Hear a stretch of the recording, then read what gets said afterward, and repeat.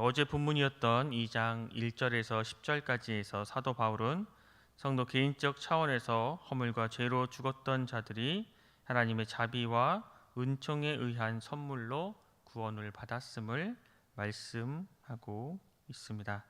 그리고 오늘 본문에서는 과거에 전혀 소망이 없는 상태에 있었던 이방인과 유대인들이 그리스도 예수 안에서 화평을 이루고 또 구원받은 성도들인 이들이 하나님과 또 화평을 이룸으로써 교회의 공동체가 성립되었음을 이야기하고 있습니다.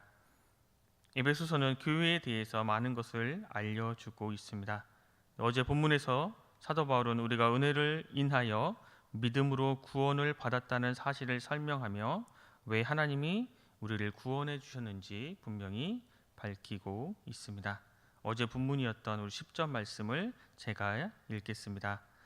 우리는 그가 만드신 바라 그리스도 예수 안에서 선한 일을 위하여 지으심을 받은 자니 이 일은 하나님이 전에 예비하사 우리로 그 가운데서 행하게 하려 하심이니라. 한마디로 말해서 우리는 하나님의 만드신 작품이라고 말씀합니다.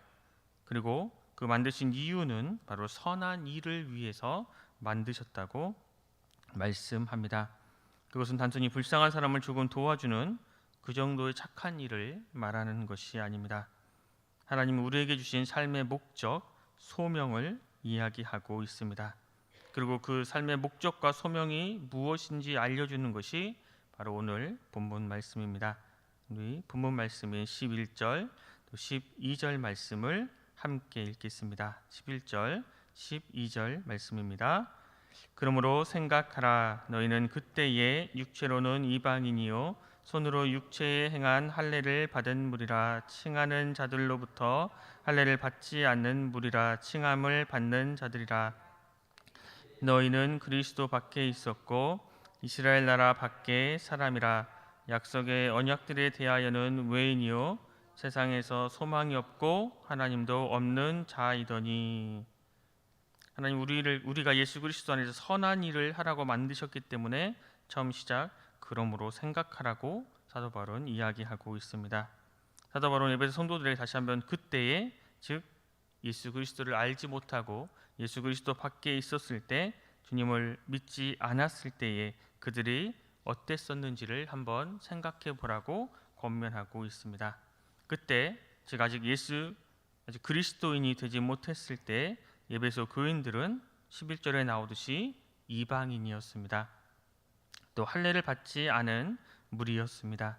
12절에도 그리스도 밖에 있었던 자, 이스라엘 나라 밖의 사람, 외인, 세상에서 소망이 없는 자, 하나님도 없는 자라고 표현하고 있습니다. 그러니까 그때에 예수 그리스도를 알지 못했던 그때에 그들이 어떠했는가를 한마디로 표현하면 에베소 사람들은 하나님과 전혀 상관이 없던 사람들이었다는 말입니다. 또한 혈통으로는 유대인이 아닌 이방인이었습니다. 그리고 이스라엘에서는 또 북서쪽에 있는 지역적으로도 이방인들이었습니다. 또 정치적으로는 이스라엘 나라 밖의 사람이었고 영적으로는 아무 소망이 없는 사람들이고 하나님을 모르는 사람들이었다고 사도 바울은 이야기합니다. 사도 바울이 이렇게 에베소 교회 성도들의 과거를 아주 낱낱이 설명하는 것은 그들이 이전에 얼마나 나쁘고 악한 사람들이었는지, 또 형편없는 사람들이었는가를 드러내고 지적하고 조롱하기 위한 것이 아니었습니다. 이제 그들은 예수님을 알기 전에는 그랬지만 이제는 예수님을 알게 되어 얼마나 놀라운 축복을 누리며 살고 있는지, 그것이 얼마나 감사한 일인지를 알려주기 위해서입니다. 그래서 13절부터 18절까지 과거와 완전히 다른 현재의 상태를 그들에게 말씀하고 있습니다.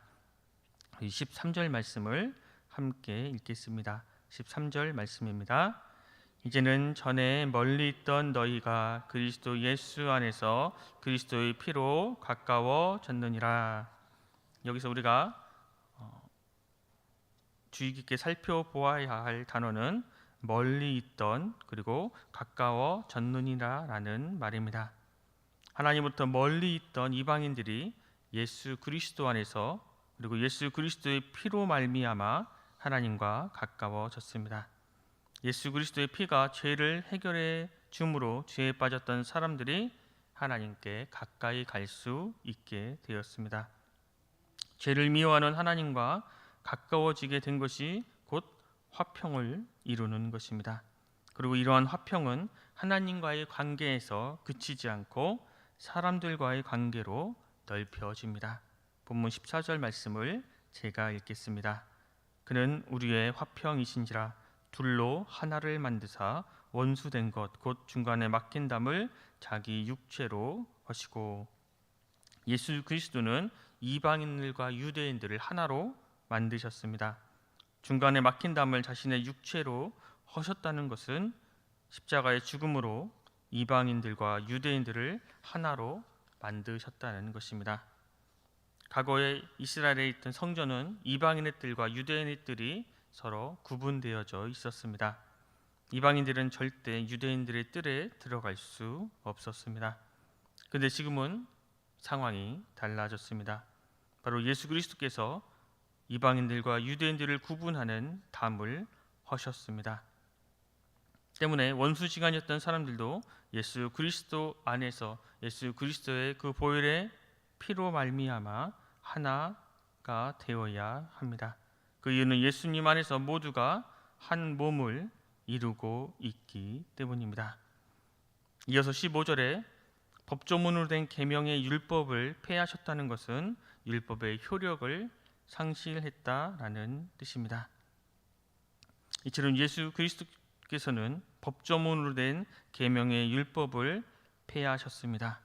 그리고 그 이유는 이방인들과 유대인들을 자기 안, 즉 주님 안에서 한 새 사람을 만들어 화평하게 하시기 위함이라고 말씀하고 있습니다.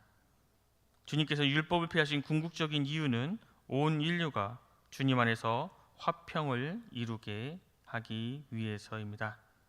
때문에 교회는 모든 지위나 나위나 빈부나 그 모든 것들에 상관없이 하나님의 은혜를 받은 사람은 누구나 들어올 수 있게 되는 것입니다.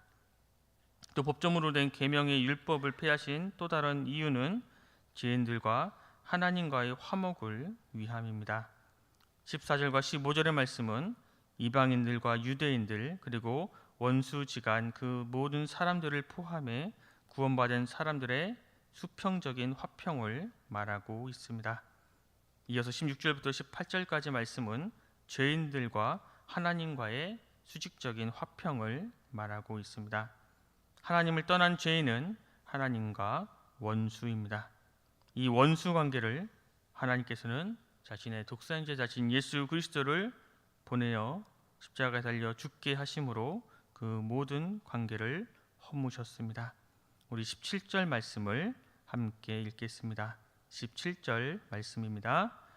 또 오셔서 먼데 있는 너희에게 평안을 전하시고 가까운 데 있는 자들에게 평안을 전하셨으니, 이 오셔서의 주체는 예수님께서 보내신 성령님이십니다.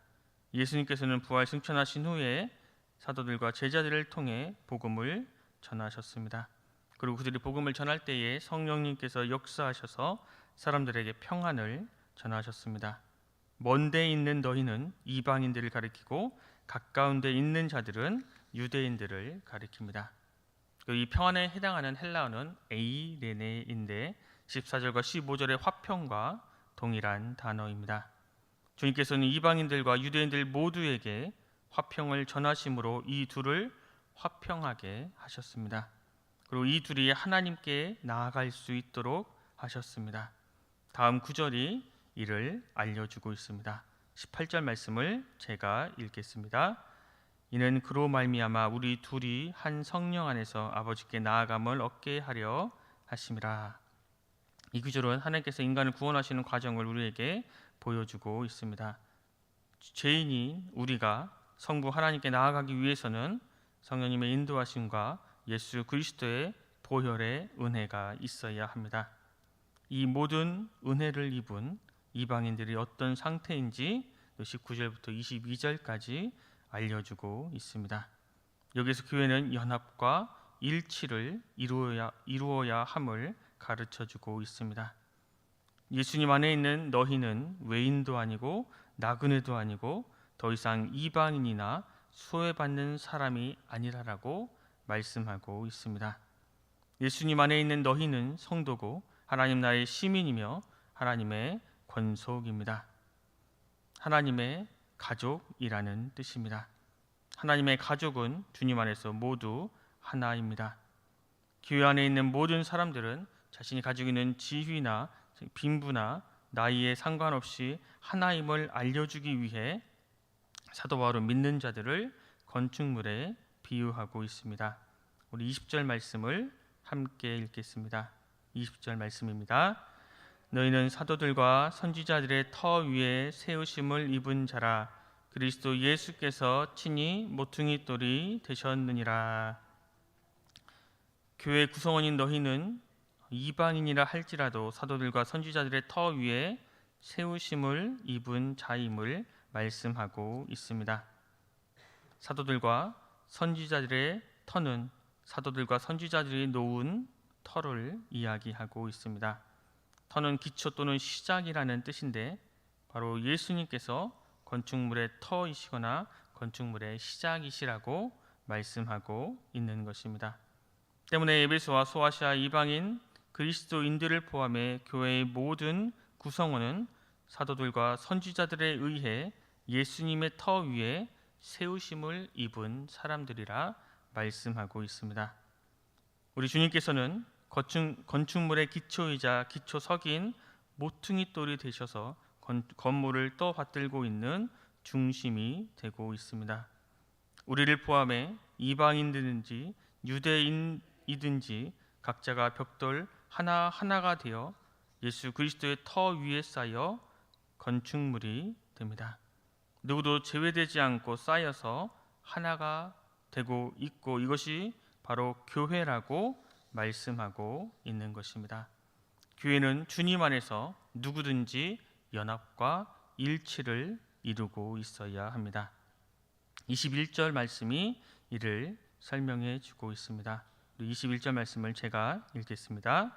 그의 안에서 건물마다 서로 연결하여 주 안에서 성전이 되어 가고.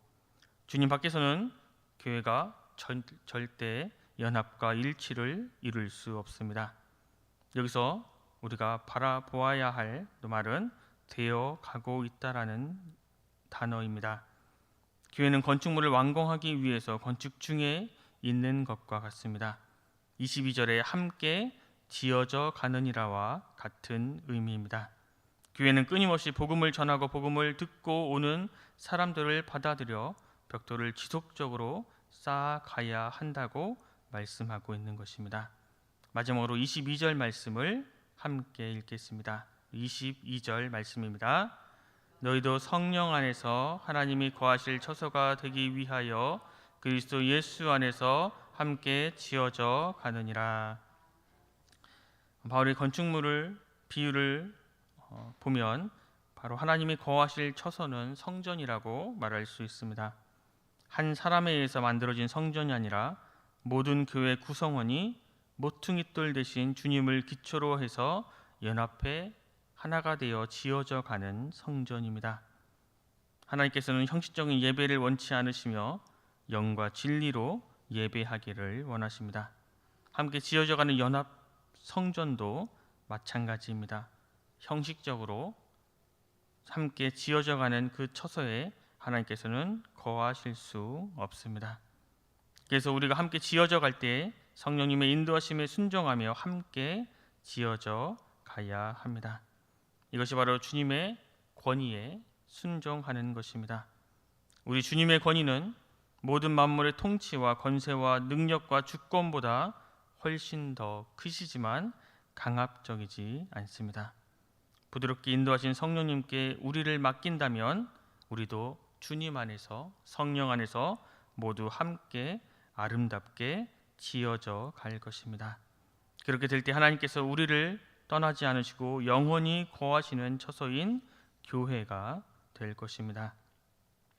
사도 바울이 교회의 본질을 설명하기 위해 건축물로 비유를 했지만 교회는 건축물이 아니고 조직체도 아닙니다. 교회는 예수 그리스도와 연합한 하나의 유기체, 즉 살아있는 생명체입니다. 교회는 살아있는 생명체이기 때문에 당연히 성장해야 합니다. 만약에 성장하지 않는다면 그것은 죽은 것과 같습니다.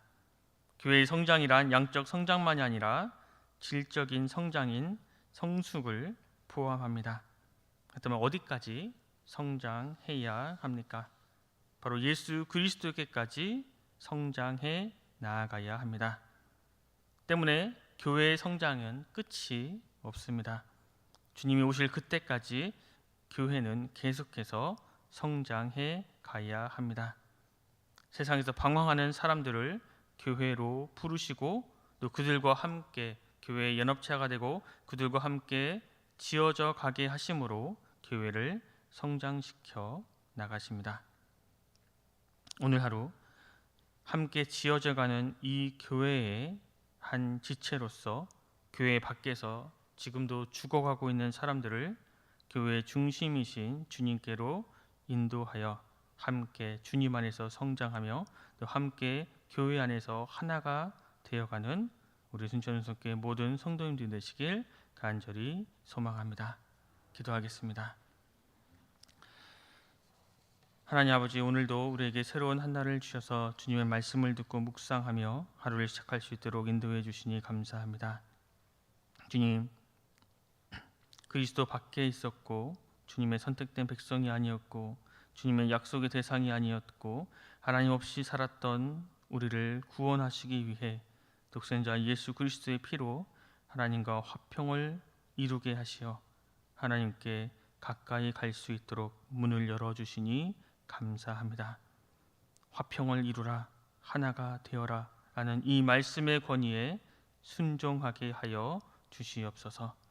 그래서 주님 안에서 편견과 증오와 모든 시기심들을 다 버리게 하시고 주님 안에서 그들을 사랑하고 주님 안에서 그들과 하나가 되며 주님 안에서 합력하여 선을 이루게 하여 주시옵소서.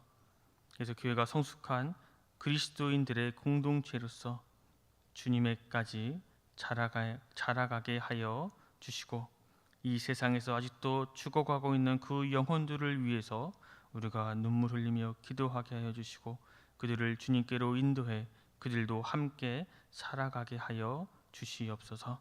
모두가 감사드리며 예수 그리스도 이름으로 간절히 기도드립니다. 아멘.